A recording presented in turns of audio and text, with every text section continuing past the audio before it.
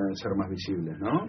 Sí, bueno, convengamos que también el lobby, digamos, es mucho más visible y más está dentro de la regla del juego del funcionamiento del Congreso. Exacto. En cambio, bueno, en la justicia es todo mucho más hermético, o sea, hay una tradición mucho más escondedora. O sea, no quiere decir que no exista todo eso, sino que está más solapado, más escondido. Está más, sí, está más escondido, y de alguna manera hay un discurso oficial de que eso no existe, cuando en realidad existe. Digamos, lo que se busca o el ideal es que los jueces terminen decidiendo de acuerdo a la ley, más allá de los argumentos de los que intentan influir en esas decisiones. Ahora, una cosa que ha instalado el kirchnerismo un poco a la defensiva es esta idea de que los jueces no solo son influidos por el poder político, cosa que ya conocemos, sino también por el poder económico. Y eso está bueno, digamos, siempre nosotros miramos Comodoro Pi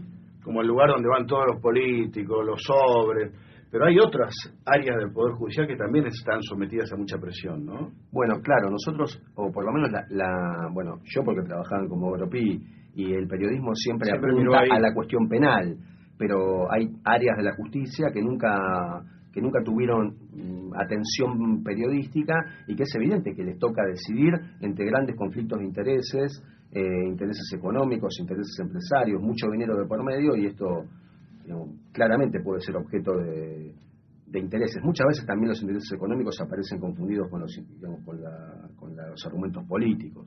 O sea, no necesariamente los intereses económicos van por separado de los poderes políticos. Entonces, el ideal, o lo que se busca, es que los jueces actúen de manera prescindente o independiente de esos intereses. Y bueno, justamente esas decisiones que tienen que tomar son decisiones que pueden afectar grandes intereses, y lo importante es que tengan la independencia para tomar esas decisiones. Ahora da la sensación de que está muy podrido tribunales, ¿no? Sobre todo, a mí me impresiona porque en los 90, medio como que con la época de la servilleta de Corach, como que se generó la idea de que tribunales, por lo menos Comodoro Pi, estaba muy corrompido, y después la verdad que se fue diluyendo eso, hubo jueces nuevos, y ahora de vuelta da la sensación de que está muy corrompido. Yo la verdad que no sé cuánto de esto es así.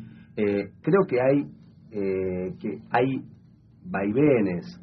No sé, bueno, por ejemplo, hay tribunales que en su momento estuvieron muy corrompidos y con una imagen absolutamente negativa. La propia Corte Suprema es un buen ejemplo. Bueno, pero cambiaron todos sus miembros. Cambiaron todos sus miembros. Y bueno, pero vos fijate la paradoja de que de repente la Corte era un tribunal con una imagen absolutamente negativa, en donde de hecho varios de sus miembros fueron expulsados o removidos por casos de corrupción, y hoy en día es un tribunal de los más respetados. Sí. Creo que eso, lo que ocurrió en la Corte Suprema, sin embargo, no se trasladó al resto de los tribunales. Ahora, ¿no es una falencia de la Corte esa? Yo siempre escucho de la Corte que dicen, ¿y qué querés? Nosotros con los Arvide, por ejemplo, el caso de Arvide, juez emblema de los 90 y emblema de esta época, nada menor el detalle. En la Corte te dicen, nosotros no podemos hacer nada porque no tenemos poder administrativo, esto es el Consejo de la Magistratura. ¿No hay también un dejar hacer ahí? ¿No hay una falencia ahí de parte de la Corte? De algún modo podrían presionarlo al tipo, ¿o no?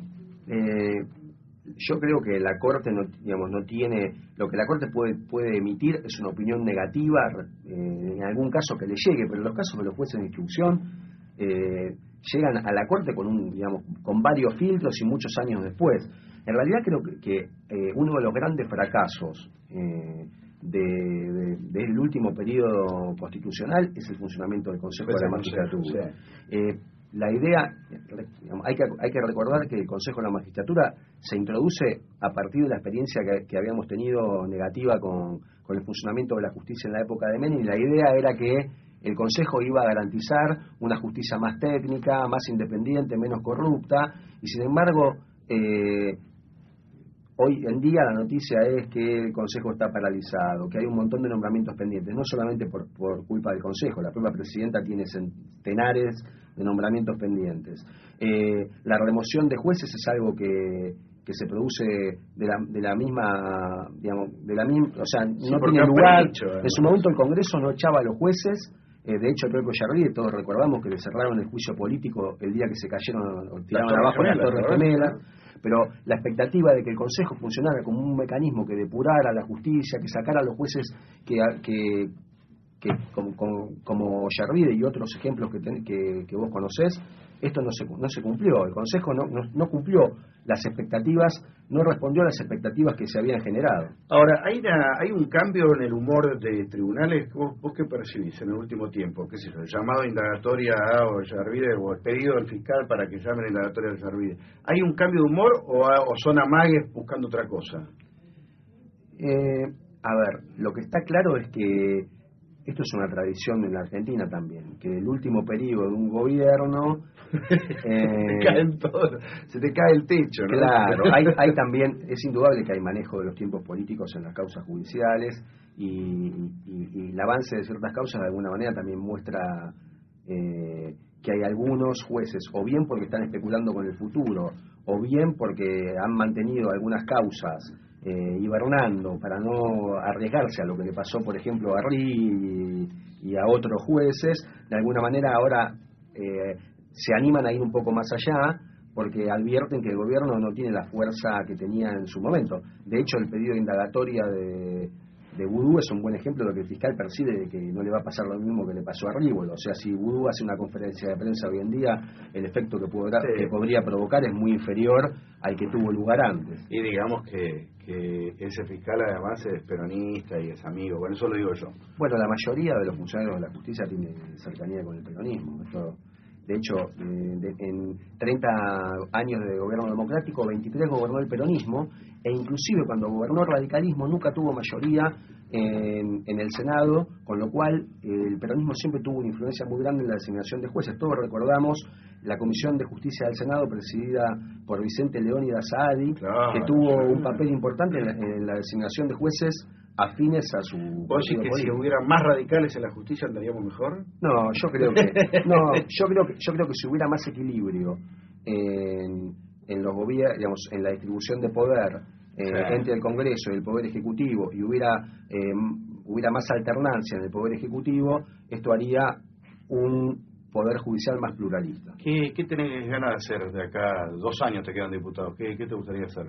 Me gustaría que alguna de las leyes que yo estoy promoviendo, que tienen que ver con mejorar la calidad democrática y más transparencia y prevenir la corrupción, el Congreso las aprobara. Ejemplo, tira una. Y bueno, hay una que es una asignatura pendiente de hace muchos años, en donde la Argentina quedó marginada del mundo, que es la ley de acceso a la información. Sí. Hay una agenda completa de cosas que la Argentina quedó a mitad de camino, desde que se creó la Oficina Anticorrupción. Que todas esas discusiones en el último periodo, 2 o 3 años, es como que quedaron como tan locas, porque ante la impunidad de tanta cosa y ante tanta locura de los últimos años, que voy a hablar de ley de acceso a la información parece como una utopía lejanísima. Bueno, otra de las cosas que me gustaría que pasaran es que se reformara el Código Procesal Penal. No tanto porque de eso depende, o sea, la justicia que tenemos, la justicia penal es una justicia muy lenta, muy ineficaz, las causas de corrupción nunca terminan en un juicio o en una condena, y para esto, si bien no es la causa exclusiva el Código Procesal Penal que existe, siempre es una excusa o un motivo, o da... Sí, otorga mecanismos para que se bicicleteen las causas y nunca lleguen a nada. ¿Qué es más probable, que salga alguna de esas leyes o que Ferro ascienda? Hincha de Ferro, señor. La verdad que van cabeza a cabeza. Che, bueno, gracias Manuel por venir, te esperamos siempre. Muchas gracias, Toro. Gracias por todo. Nos vamos y no puedo dejar de preguntarle a la producción si siguen los muchachos cantando la marcha, ¿es así? Ahí está, sí. Nos vamos hasta la semana que viene, me quedo con los muchachos.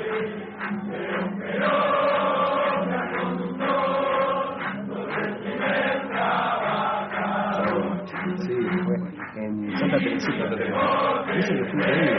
Yo me puse a seguir, hay un tuitero que me llama a seguir, que estaban a seguir todos, que Jodida estuvo buenísimo, no me acuerdo cuál era, pero el tipo un genio, que anda sobre